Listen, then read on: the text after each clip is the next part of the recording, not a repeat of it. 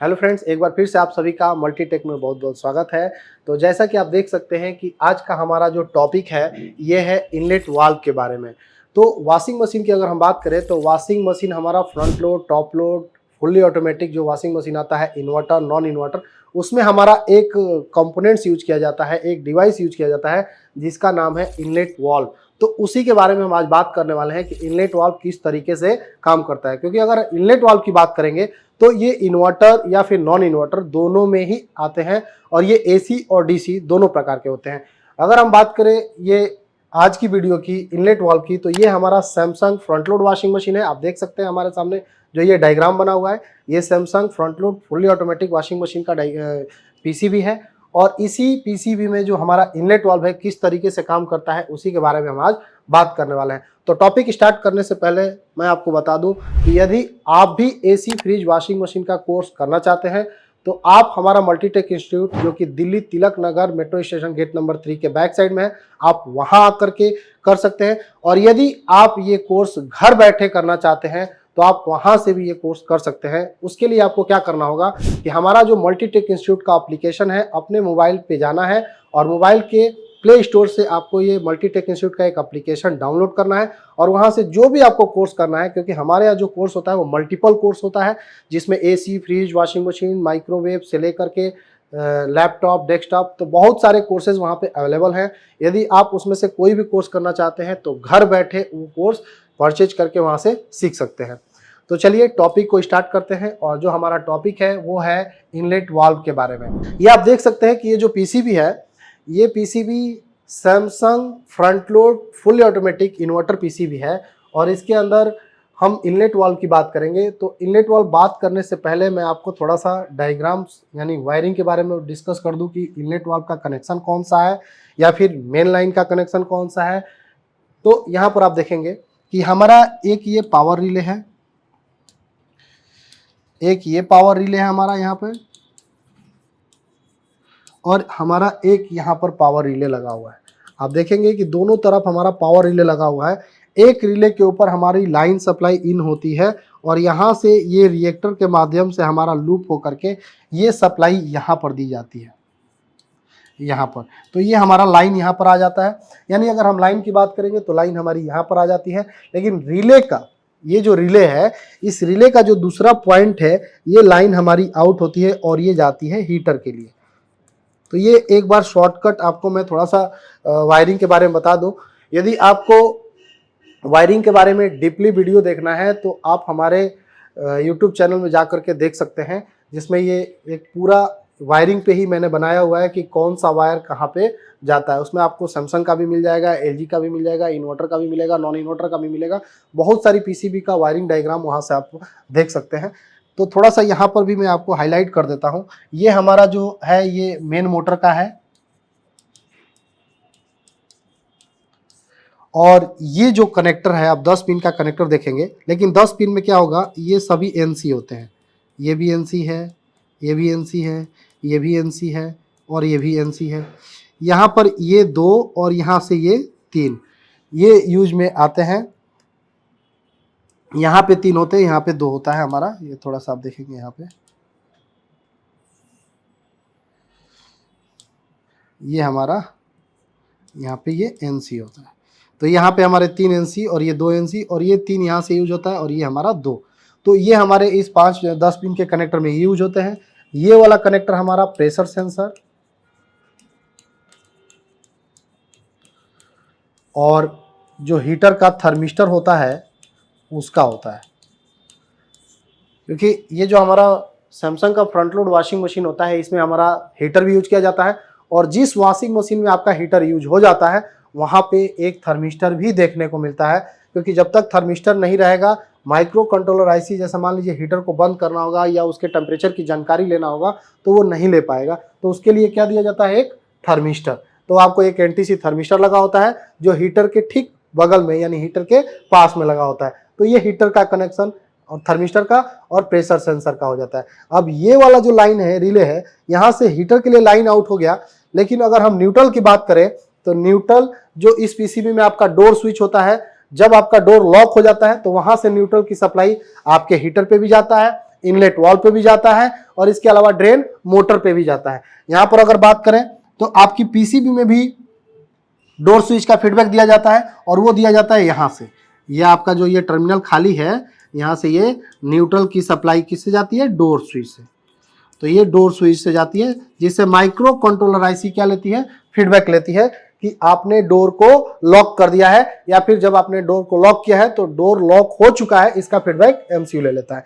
यहां से अगर बात करें तो ये हमारा जो है रिले लगा हुआ है, पावर रिले। तो इस पावर रिले में क्या होता है कि आप न्यूट्रल की सप्लाई यहां से इन करते हैं, न्यूट्रल की सप्लाई यहां से इन करते हैं, और यहां से न्यूट्रल क्या होता है, आउट होता है। ये न्यूट्रल आउट होकर कहां जाता है, डोर स्विच पे जाता है। और डोर स्विच पे जब लाइन और न्यूट्रल की सप्लाई चली जाती है, यानी न्यूट्रल यहां से चली जाती है, लेकिन लाइन की सप्लाई कहां से जाती है, यहां से जाती है।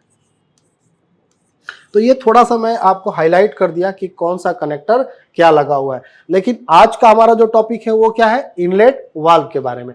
Samsung front load washing machine inlet valve. तो इस पीसीबी में इनलेट वाल्व एसी है या डीसी है, और एसी है तो कैसा सर्किट है, और डीसी है तो कैसा सर्किट है, उसी पे डिस्कस कर रहे हैं। तो ये हमारा इसमें जो इनलेट वाल्व लगा है वो है एसी, यानी अगर हम बात करें कि एसी पर चलने वाला जो हमारा इनलेट वाल्व है उसको चला कौन रहा है, यहाँ पर आप देखेंगे। आप जब भी ये पीसीबी देखेंगे यहाँ पर इस रिले के बगल में, यहाँ पर और यहाँ पे भी आपको देखने को मिलेगा एक रिले और एक एसएसआर। ये एसएसआर है और ये रिले है। तो यहाँ भी दो एसएसआर है और ये भी एसएसआर है। ये जो आईसी के रूप में एसएसआर है, 7 पिन की आईसी है एसएमडी के रूप में। यहाँ पर ये 7 पिन की आईसी, ये दो एसएसआर यहाँ पे 2 लगा हुआ है 7 पिन का, और ये दोनों जो है यहाँ पे इस इनलेट वाल्व को चलाएंगे। यानी ये जो 10 पिन का कनेक्टर आप देख रहे होंगे, तो 10 पिन के कनेक्टर में ये जो 2 पिन यूज किया गया है, यही पिन है इनलेट वाल्व का। तो इसमें जो इनलेट वाल्व लगा है वो कौन सा इनलेट वाल्व लगा है, एसी इनलेट वाल्व लगा है, क्योंकि जो एसएसआर लगा है ये लाइन की सप्लाई को आउट करने के लिए लगा है। तो इसका सर्किट इसमें किस तरीके से बना है, ये किस तरीके से काम करता है, इसी के बारे में डिस्कस कर रहे हैं। तो चलिए थोड़ा सा सर्किट के बारे में समझते हैं। ये देखिए, ये हमारा है Samsung front load washing machine inlet valve. एक बार फिर से मैंने आपको बता दिया कि किसके बारे में हम पढ़ रहे हैं, इनलेट वाल्व के बारे में। होता क्या है कि जब भी हम वॉशिंग मशीन की पीसीबी लेते हैं तो वॉशिंग मशीन की पीसीबी में जब फॉल्ट्स आते हैं, यानी इनलेट वाल्व का फॉल्ट आ गया, ड्रेन मोटर का फॉल्ट आ गया, मेन मोटर का आ गया, डोर स्विच का आ गया, प्रेशर सेंसर का आ गया, यानी अलग अलग जो ये फॉल्ट्स होते हैं, या फिर जैसे मान लीजिए कि फॉल्ट ऐसा आ गया कि वॉशिंग मशीन डेड कंडीशन में, यानी पीसीबी चालू ही नहीं हो रही है, तो सभी कंडीशन में ऐसा होता है कि वॉशिंग मशीन में पूरा ग्लू लगा होता है, ग्लू के कारण रिपेयरिंग में काफ़ी दिक्कत आती है।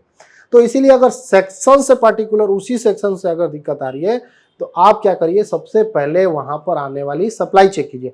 अगर सप्लाई नहीं आ रहा है तो अगर आपका कोई, जैसे मान लीजिए हम इनलेट वाल्व के बारे में बात कर रहे हैं, तो ये अगर एसएसआर लगा हुआ है तो एसएसआर के ऊपर जो लाइन की सप्लाई यहाँ से आनी चाहिए एक पिन पर, वो आ रही है कि नहीं, इस तरीके से आप चेक कर सकते हैं। अगर यहाँ पर आ रहा है और लाइन की सप्लाई, अगर ये एक्टिव भी हो रहा है और लाइन की सप्लाई यहाँ पर जा रही है लेकिन फिर भी नहीं चल रहा है, तो आप एक बार के लिए इनलेट वाल्व चेंज करके देखिए, या फिर वहां पे न्यूट्रल की सप्लाई आ रही है कि नहीं वो चेक कीजिए।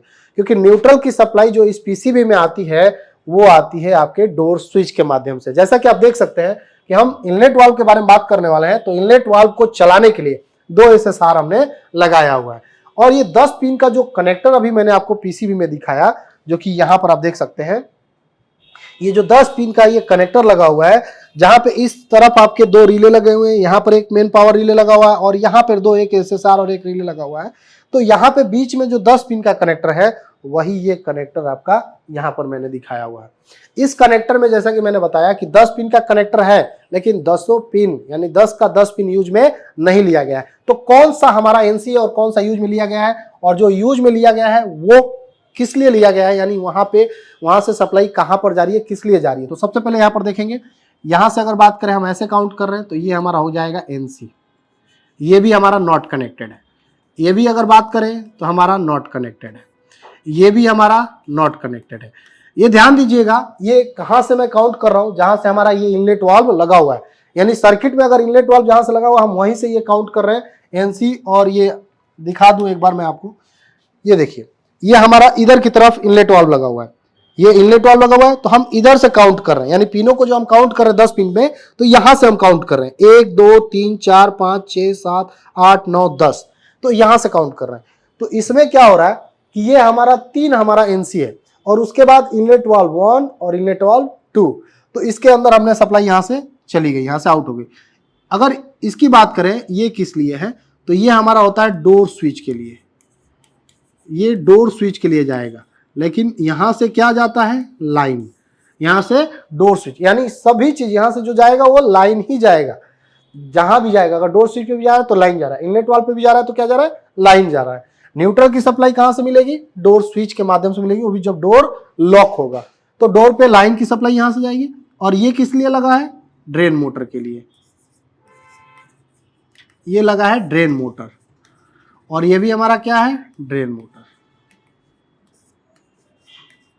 ये हमारा एनसी होता है और ये भी हमारा एनसी होता है। तो आप देखेंगे कि जो हमारा ये 10 पिन का कनेक्टर है, 10 पिन के कनेक्टर में ये 5 पिन हमारा एनसी है, यानी 1 2 3 4 5, ये 5 पिन हमारा एनसी है। और इसी में से 5 पिन यूज किया गया है, जिसमें 2 इनलेट वाल्व क्या है, इनलेट वाल्व 1 और इनलेट वाल्व 2।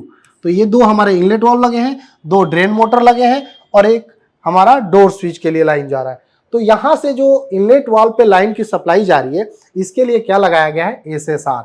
अब एसएसआर क्या होता है, इसे हम कहते हैं सॉलिड स्टेट रिले।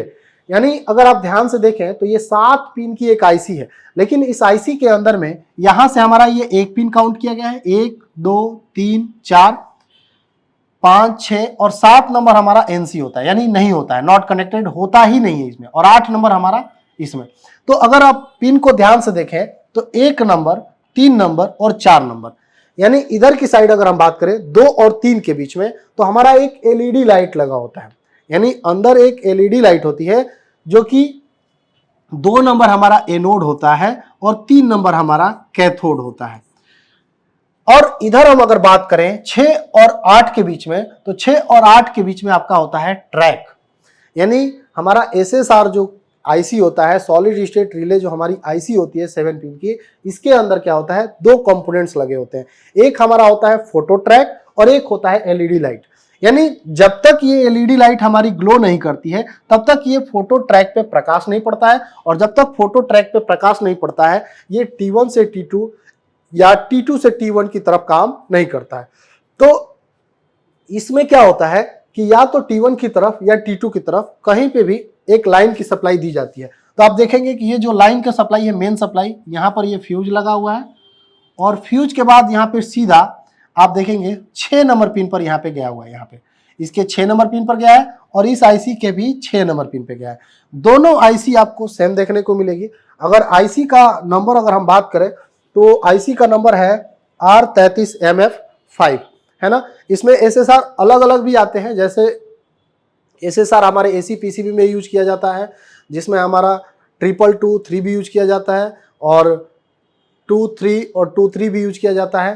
तो अलग अलग नंबर के भी आपके एसएसआर यूज किए जाते हैं। अब यहाँ पे अगर हम बात करें तो जब एक टर्मिनल पे एसी 220 वोल्ट की सप्लाई यहाँ पर दी जा रही है, यहाँ पर आप देखेंगे एसी 220 वोल्ट की सप्लाई यहाँ पर दी जा रही है, यहाँ पर भी एसी 220 वोल्ट दिया जा रहा है।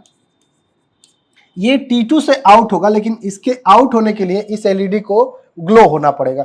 एलईडी को ग्लो करने के लिए अगर आप ध्यान से देखें तो यहाँ से अलग अलग सर्किट बनाई गई है।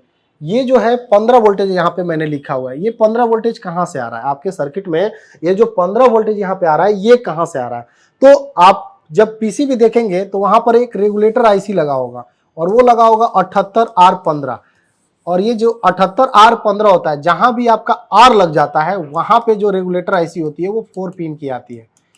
ये 4 पिन की आईसी होती है जो आउटपुट में 15 वोल्ट की सप्लाई बना करके देती है। ये 78R15 रेगुलेटर आईसी है, आप देखेंगे ये 15 वोल्ट जो है बना करके देती है 78R15। और ये आपके पीसीबी में कहाँ होती है, तो थोड़ा सा हम यहाँ पे पीसीबी दोबारा दिखाएंगे आपको समझने के लिए। ये देखिए यहाँ पे आप जब भी देखेंगे ये पीसीबी, ये हमारा मेन कार्ड होता है और ये हमारा क्या होता है, डिस्प्ले कार्ड होता है। इस मेन कार्ड में जो ये हमारा आईपीएम है, आईपीएम के साथ यहाँ पे ये हीट सिंक लगा हुआ है, आप देखेंगे, और हीट सिंक के साथ जो आईसी लगी है यही है हमारी 78R15। तो यहाँ से इस 78R15 से यहाँ पर आप देखेंगे 4 पिन की आईसी है, और जब डाटा शीट निकालेंगे तो आपको पिन डिटेल्स यहाँ पे मिल जाएगा। यहाँ से जो 15 वोल्ट की सप्लाई बनती है वो सप्लाई जाती है यहाँ पर। जो मैंने रजिस्टर लगाया है सीरीज में वो यहाँ पर लगा हुआ है, आप देखेंगे यहां से जो रजिस्टर लगे 1 2 3 ये सीरीज में रजिस्टर लगे हुए हैं, तो ये 15 वोल्ट की सप्लाई आपकी यहां पर जाती है और यहां से रजिस्टर से सप्लाई लग करके ये आपके इस एसएसआर पे भी जाती है, इस एसएसआर पे जाती है, इस रिले पर जाती है और इन रिले पर भी जाती है। यानी यहीं से वो सप्लाई जो है बट जाती है, ये जो सभी हमारे रिले और एसएसआर लगे हुए हैं, तो इनके एक पॉइंट पर सप्लाई जाती है। यानी जो हमारा ये एसएसआर है, जो एनोड और कैथोड है, यानी अगर हमारा एनोड है तो एनोड के ऊपर हमारा जो पॉजिटिव सप्लाई चाहिए वो पॉजिटिव सप्लाई कहां से आ रहा है, वो हमारा 78R15 जो रेगुलेटर आईसी लगा हुआ है वहां से सीरीज में रजिस्टर लगे हुए हैं। यहाँ पे आप देखेंगे कि यहां से ये सीरीज में रजिस्टर लगे हुए हैं और ये यहीं से अलग अलग रजिस्टर लगा करके दिया जा रहा है। यहां से अगर आप देखेंगे तो यहां से मैंने ऑप्शन छोड़ दिया है, अलग दूसरे जगह जा रहा है और यहां से अलग अलग रजिस्टर लगा करके, जैसे ये 3 रजिस्टर और सीरीज में लगा दिए गए हैं और ये कहां जा रहा है, इसके एनोड पर, और यहां से ये जा रहा है इसके एनोड पर। तो ये लो वैल्यू रजिस्टर हैं आपके 20 ओम के 20 ओम के 20 ओम के होंगे, जो लगभग अगर पूरा काउंट कर देंगे तो 60 ओम हो जाएगा। तो यहां से ये कहां जा रहे हैं, इसके एनोड टर्मिनल पे। अब एनोड टर्मिनल पे अगर पॉजिटिव सप्लाई चली गई तो कैथोड में जब तक निगेटिव नहीं मिलेगा, ध्यान दीजिएगा, कैथोड पे जब तक निगेटिव नहीं मिलेगा ये एलईडी हमारी ग्लो नहीं करेगी। और एलईडी ग्लो नहीं करेगी तो जो हमारा ये फोटो ट्रैक है, जब तक उसके फोटो ट्रैक के ऊपर प्रकाश नहीं पड़ेगा तब तक ये T2 से T1 या T1 से T2 आगे पास नहीं होगा। तो उसके लिए क्या होता है कि यहां पर आप देखिएगा ULN 2003 आईसी यूज किया गया है। अब ULN 2003 जो आईसी होती है ये हमारी एक एनपीएन ट्रांजिस्टर की तरह काम करती है। एनपीएन ट्रांजिस्टर का मतलब होता है नेगेटिव पॉजिटिव नेगेटिव, यानी किसी भी सर्किट में किसी भी डिवाइस को, एलईडी लाइट्स हो गया, डिस्प्ले हो गया, रिले हो गया, किसी भी चीज को अगर हमें नेगेटिव प्रोवाइड करना होता है, ग्राउंड देना होता है, तो वहां पे एनपीएन ट्रांजिस्टर या फिर बाइपोलर लीनियर आईसी का इस्तेमाल किया जाता है। तो यहां पर आप देखेंगे कैथोड टर्मिनल अगर इसके ऊपर दिया गया है, यानी जो आपने पॉजिटिव सप्लाई दिया वो एनोड से कैथोड की तरफ आ तो गई यहां पर, यानी यहां पर हमारा क्या हो गया, वोल्टेज जो आपने वोल्टेज दिया एनोड से कैथोड की तरफ पास हो गया, यहां पर वोल्टेज आ गया। यहां पे जब वोल्टेज आ गया तो अब इसके बेस पर हमें क्या चाहिए, पॉजिटिव सप्लाई। यानी जो हमारा बाइपोलर लीनियर आईसी होता है, लीनियर बाइपोलर आईसी होती है ULN 2003 2002 2004, तो इसमें क्या होता है कि इसके बेस पर जब MCU 1 से 5 वोल्ट का सिग्नल, यानी माइक्रो कंट्रोलर आईसी जब 1 से 5 वोल्ट का सिग्नल देता है तो ये जो हमारा आउटपुट का टर्मिनल होता है ये ग्राउंड के साथ क्या हो जाता है, अटैच हो जाता है। यानी यहां पर हमें मिल जाता है 0, जिसकी वजह से ये एलईडी हमारी क्या हो जाती है, ग्लो हो जाती है। लेकिन अगर हम इस आईसी की बात करें तो ये कैथोड नंबर, मतलब 3 नंबर की अगर पिन बात करें तो 3 नंबर कैथोड नहीं होता है, इसके साथ और भी पिनें जुड़ी रहती है, जैसे 1 नंबर 3 नंबर और 4 नंबर। तो ये तीनों टर्मिनल क्या होते हैं, कैथोड होते हैं। यानी जब भी अगर आप चेक करेंगे पीसीबी के अंदर तो ये जो हमारा एसएसआर है, एसएसआर का 1 3 और 4 ये तीनों पिनें आपस में क्या होती हैं, जुड़ी होती हैं, और ये होता है हमारा कैथोड। और कैथोड यानी यहां पे नेगेटिव सप्लाई जो बनाता है वो कौन बनाता है, बाइपोलर लीनियर आईसी। तो यहां पर जैसे ही माइक्रो कंट्रोलर आईसी द्वारा 1 से 5 वोल्टेज का सिग्नल दिया जाता है, आउटपुट में हमें ग्राउंड मिल जाता है और ये एलईडी हमारी ग्लो होती है। जैसे ही ये एलईडी ग्लो होती है, ये ट्रैक कपलर यानी जो फोटो कपलर है हमारा ट्रैक एक कंपोनेंट जो है फोटो ट्रैक, इसके ऊपर प्रकाश पड़ता है और यहां से ये सप्लाई हमारी लाइन की सप्लाई आगे चली जाती है जो कि इनलेट वाल्व को चली जाती है और इनलेट वाल्व हमारा काम करने लगता है। तो अब बात ये आ गई कि जब इस पीसीबी में अगर इनलेट वाल्व खराब हो जाता है या फिर इनलेट वाल्व काम नहीं करता है तो उसको किस तरीके से हम यहाँ पे चेक करेंगे। तो सबसे पहले आपको क्या चेक करना है कि जिस इनलेट वाल्व का जो कनेक्टर है हमारा, उस कनेक्टर पे सप्लाई आ रही है कि नहीं आ रही है। अगर यहां पर लाइन की सप्लाई आ रही है तो सबसे पहले हमें क्या चेक करना है, न्यूट्रल का सप्लाई। और न्यूट्रल का सप्लाई कहां से आता है, डोर स्विच से। फ्रंट लोड वॉशिंग मशीन में क्या होता है कि ज्यादातर डोर स्विच से भी एरर आने लगता है।